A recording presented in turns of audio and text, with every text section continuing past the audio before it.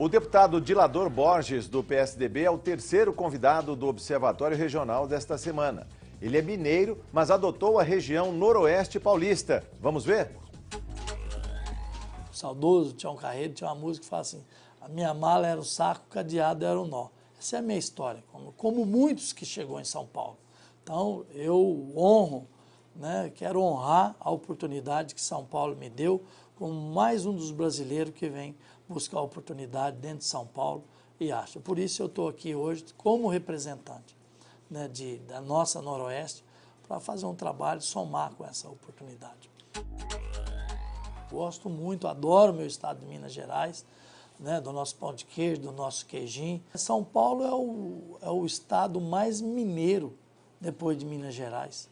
Então acaba tendo uma força ali muito próxima. Rio Preto é uma região promissora, principalmente naquela lá em 76, era uma esperança ali para os ribeirinhos, porque nós somos ribeirinhos. A 135 quilômetros de Rio Preto, o meu município, o qual eu nasci, me criei, Itapajipe, é limítrofe de Paulo de Faria, que é o lado de São Paulo, que está ali a 90 quilômetros de São José do Rio Preto. Então, acaba tendo essa influência, sempre teve, tem até hoje ali o fluxo, grande fluxo do Triângulo Mineiro, ali na margem direita do Rio Grande, é São José do Rio Preto. Eu vejo uma grande oportunidade na nossa região. O que nós estamos precisando é de força política. Para você ter uma ideia, nós temos uma infraestrutura muito boa. Tem onde melhorar? Claro que tem, mas muito boa. Quero dizer aqui para você enumerar algumas coisas. Por exemplo, nós temos a segunda maior pista de aeroporto, a infraestrutura de pista, a segunda. Perdemos para Viracopos. Nós temos uma hidrovia, eu tenho brincado, só falta água, mas nós temos ali a hidrovia Tietê-Paraná, que isso aí é momentâneo, vai estar chovendo, vai voltar a nível de navegação. Inclusive fizeram um estaleiro lá, lamentavelmente está envolvido no escândalo também do Lava Jato, lamento isso, mas tem um estaleiro, tem um porto em Araçatuba. Nós temos ferrovia, que corta Araçatuba, corta aquela nossa região da Noroeste. Nós temos uma rodovia duplicada excelente, que é a Marechal Rondon ligando com a Castelo Branco, de ponta a ponta, desde a divisa do Mato Grosso até São Paulo. Nós temos gasoduto, o Brasil-Bolívia, que passa dali entre Araçatuba e Bilac, que tem o Citygate, que é no município de Bilac, mas fica 20 quilômetros de Araçatuba. Então nós temos toda essa infraestrutura e muita água. Com toda essa dificuldade, não está navegando, mas nós, para consumo, nós temos muita água. Nós temos o maior espelho d'água do Noroeste paulista.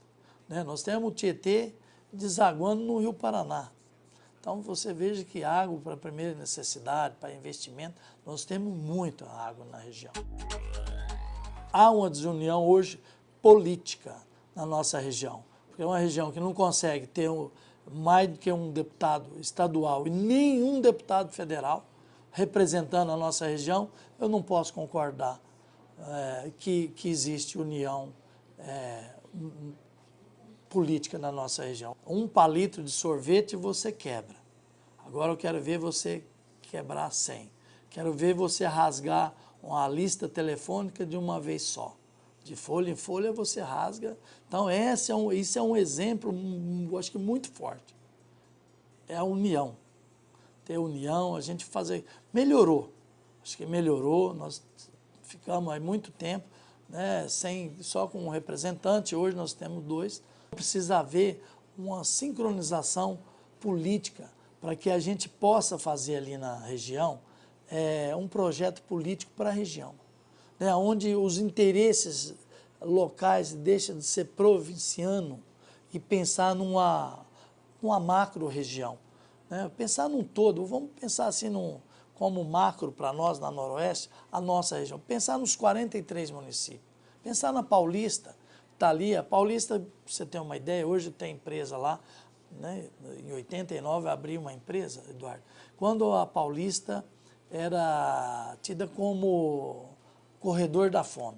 Hoje não, a Paulista hoje tem desenvolvimento, tem investimento, tudo isso são feitos através de administrações que só serão feitas através de boas políticas.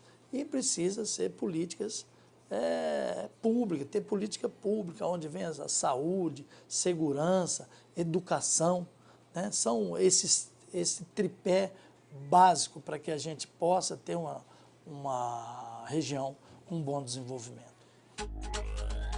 Você pensa um pouco lá atrás, tá bem a educação, mas temos muito o que desenvolver, né? Eu acho que temos questões locais, né, de Araçatuba ou de um ou outro município, questões estruturais de falta de administração, né? Porque não tem uma boa administração, não tem uma desenvoltura, né? Não tem um olhar para o desenvolvimento, né? Onde a administração deixa-se escapar para os interesses pessoais e não caminha para a educação. Tem muito que avançar, tem muito que melhorar. Mas hoje a educação de São Paulo é uma educação que se avançou muito, né? Onde no início nós conversando, eu contei da minha história, uma pessoa que foi aos 12 anos e meio para fazer o primeiro ano escolar, isso hoje em São Paulo não acontece mais. Então, a educação em São Paulo é boa, mas tem espaço para melhorar. Nós temos um potencial turístico, né, mas precisa ter interesses maiores, nós precisamos ter um interesse focado nisso. Para Araçatuba tem um grande espelho d'água, tem muitos ranchos, condomínios fechados na margem no nosso rio Tietê, né? Tem condomínios muito bonitos, mas nós temos que pensar numa coisa mais econômica, né? Onde que a população média baixa possa participar mais dessas belezas naturais que nós temos. E hoje, realmente, a nossa região está esquecida. Mas esquecida, tem programas, né? Tem o programa da cidade turística, né? As cidades que podem receber o incentivo do Estado, mas isso é uma lição de casa. Cada município tem que fazer a sua lição, senão não vai levar os incentivos para o turismo. E, infelizmente, eu sou obrigado a reconhecer que o nosso município, Araçatuba, como sede de região, não faz o dever de casa. Por isso, não está no município turístico nem de interesse turístico, né? Não faz. Mas tem alguns municípios, né, ali da região que tem, como Buritama, né, outros municípios ali que tem um desenvolvimento turístico bem, vamos falar assim, administrado. Eu vejo que a saúde está doente, né? Nós estamos tendo aí uma epidemia, né, em alguns municípios, da dengue, por exemplo. Então, isso é falta de recurso, né? Precisa ter recurso. Aonde nós temos um SUS, né, que não funciona.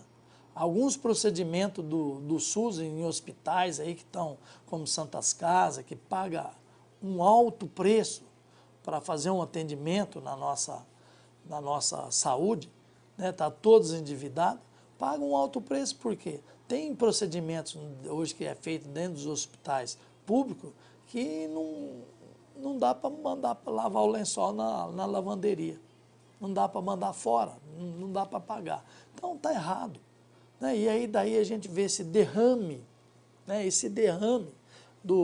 De dinheiro público nesses escândalos por aí. Então nos entristece muito. A saúde não está mal, não é só na minha região.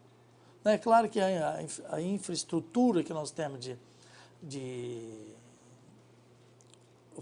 saúde, a nossa sofre mais, porque nós temos uma Santa Casa, né, que atende alta complexidade, que é Araçatuba, e a média complexidade, que é Andradina. Mas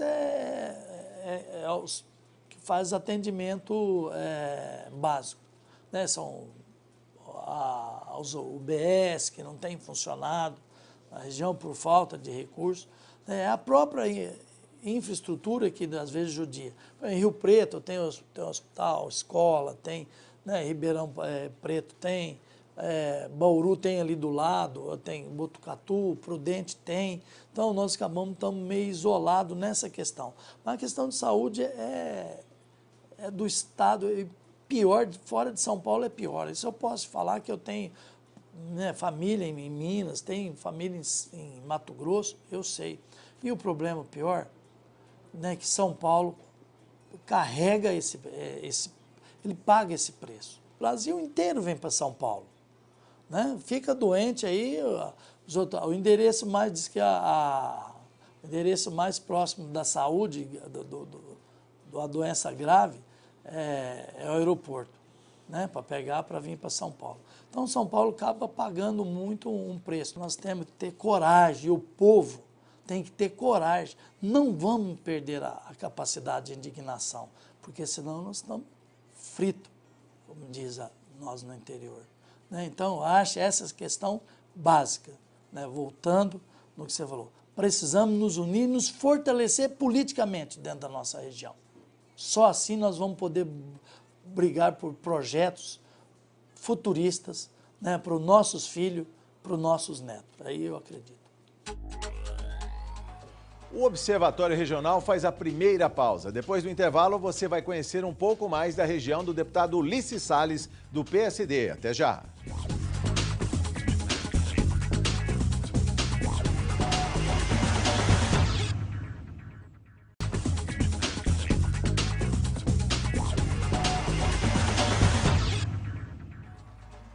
O Observatório Regional está de volta. Nós vamos abrir espaço para o deputado Ulisses Salles, do PSD, que vai falar um pouco da região de São Carlos. Vamos acompanhar. A minha atuação na capital paulista, ela fica mais concentrada na zona leste de São Paulo. Apesar de ter tido voto em todas as zonas eleitorais da cidade de São Paulo na minha eleição, mas a minha atuação fica mais concentrada na zona leste e tenho alguma coisa também na zona sul. Em termos de estado de São Paulo, aí a cidade de São Carlos foi o meu principal expoente em votos. A zona leste da capital é uma região que está crescendo a olhos vistos, está crescendo muito. A gente teve a implantação lá agora do estádio do Corinthians, né, o estádio que sediou a Copa do Mundo, e ao mesmo tempo é uma região que enfrenta muitas dificuldades. Você tem poucas vias de acesso à Zona Leste, a não ser a Marginal Tietê e a Radial Leste. A população que mora na Zona Leste e trabalha no centro da cidade tem poucos acessos. Eu acredito que a gente consegue brigar através disso para que o governo olhe com mais atenção essa questão. E aí, tanto prefeitura quanto o governo do estado trabalharem bastante para geração de empregos, geração de oportunidades, vagas em escolas, universidades na Zona Leste, para que você tenha o menor deslocamento possível. A pessoa consegue, hoje em dia já consegue, mas a gente precisa ampliar isso. A pessoa já consegue trabalhar, estudar, morar, ficar pela Zona Leste, sem ter esse deslocamento tão grande. A questão da mobilidade, ela precisa ser observada com muito cuidado. São Paulo está crescendo uma barbaridade, a gente tem automóveis sendo vendidos com uma facilidade muito grande, facilidade em prestações, então isso a gente acaba causando um nó, né, na questão do transporte particular. Então, evoluir para um transporte público, mas que seja um transporte público de qualidade. Eu, por exemplo, eu uso com bastante frequência o metrô, porque aí, na minha opinião, compensa eu deixar o carro parado para utilizar o metrô. Cada um de nós vai precisar precisar tomar uma atitude para ser parte dessa solução. A gente não pode esperar que o governo solucione tudo por nós. Cada um de nós tem que fazer a nossa parte.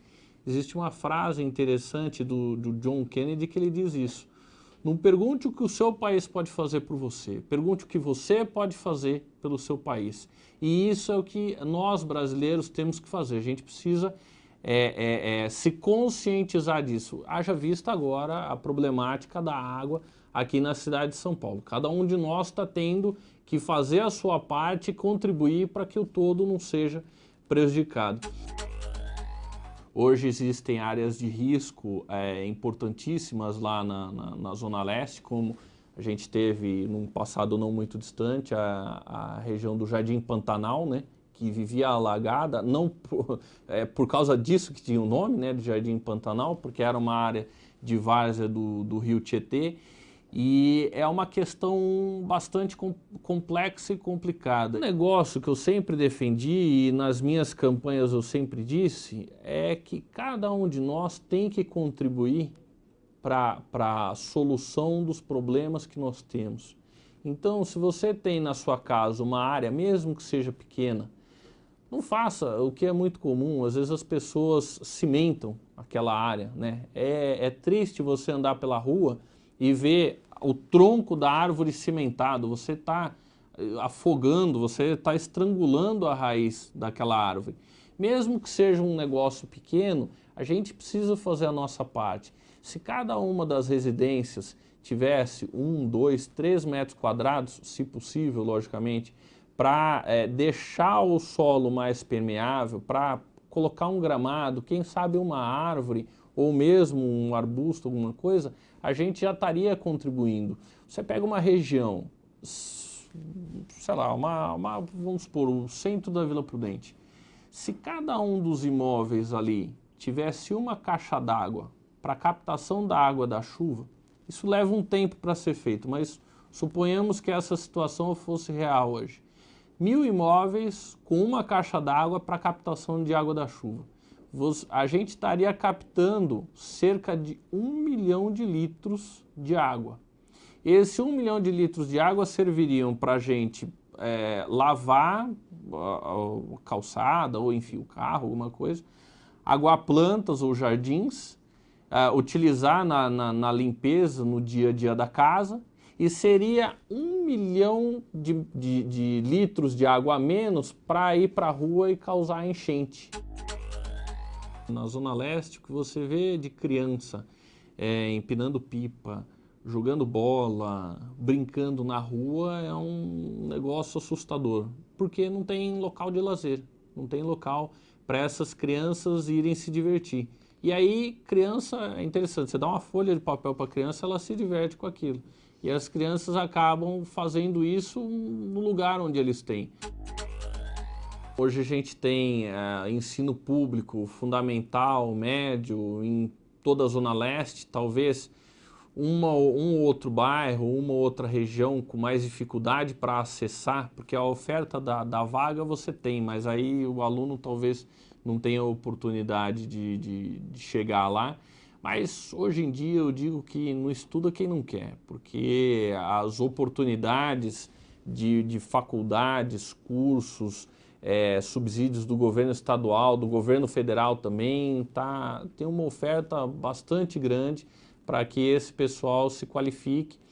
E essa desigualdade, na minha opinião, ela tende a diminuir muito. Desaparecer é impossível, você vai ter sempre ali a região do Tatuapé, que é muito valorizada, a região do Anália Franco, que também é muito valorizada, ao mesmo tempo que você vai ter a região mais afastada lá de Guaianazes, Cidade Tiradentes, mesmo Itaim Paulista, que é uma região mais afastada da cidade, você vai ter os bolsões mais humildes, mas de qualquer forma você tem um trabalho muito grande nessa região. Existem, é só você ir no comércio de São Miguel Paulista e Itaim Paulista. Aquilo ali é muito forte, é muita fervilha. É um formigueiro aquilo ali. Então, e são pessoas da comunidade, tanto as que têm o comércio ou as que trabalham no comércio, quanto as que consomem ali. Então, ali existe uma economia local muito aquecida, muito aquecida. O foco de desenvolvimento da cidade de São Paulo está na Zona Leste. O que a gente precisa é do empresariado observar isso, também do poder público dar as condições para que as pessoas se qualifiquem e, enfim, permaneçam nessa Zona Leste, porque, na minha opinião, é a região de São Paulo que mais vai crescer em 10, 15, 20 anos, e a gente vai estar vivo acompanhando e trabalhando para que esse crescimento se torne realidade e se torne realidade na vida das pessoas, que não seja o crescimento só para alguns, seja o crescimento para todos que moram na Zona Leste da capital. Eu me mudei para São Carlos, na realidade foi meu pai que mudou a família, né? Eu tinha apenas 9 anos de idade. Morei em São Carlos dos 9 aos 18 anos de idade, de maneira permanente, né? Aí depois passei na faculdade em São Bernardo do Campo, aí retornei para São Paulo para continuar a minha vida, mas sempre com esse carinho com São Carlos, sempre retornando para lá. E para quem conhece São Carlos é uma delícia, uma cidade muito organizada, é uma cidade estudantil. Até bem pouco tempo atrás era a única cidade no Brasil que tinha 2 universidades públicas. A USP, que hoje está com 2 campi em São Carlos, e a Universidade Federal de São Carlos. Então, há bem pouco tempo atrás tinha essa característica.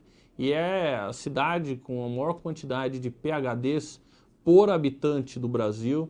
É uma cidade que também, às vezes, patina em algumas coisas de crescimento, mas, na minha opinião, está indo no caminho certo. São Carlos teve um crescimento talvez bastante junto com Araraquara, porque são apenas 40 quilômetros, né, de uma cidade a outra, e as duas tiveram um crescimento bastante parecido. Hoje São Carlos tem 15 ou 20 mil habitantes a mais que Araraquara, mas são cidades do mesmo porte, na faixa dos 230, 240 mil habitantes. E São Carlos, na minha opinião, tem uma oportunidade de crescer bastante no futuro próximo, que lá nós temos o aeroporto da TAM. É o aeroporto onde são feitas as revisões e as manutenções dos aviões da TAM.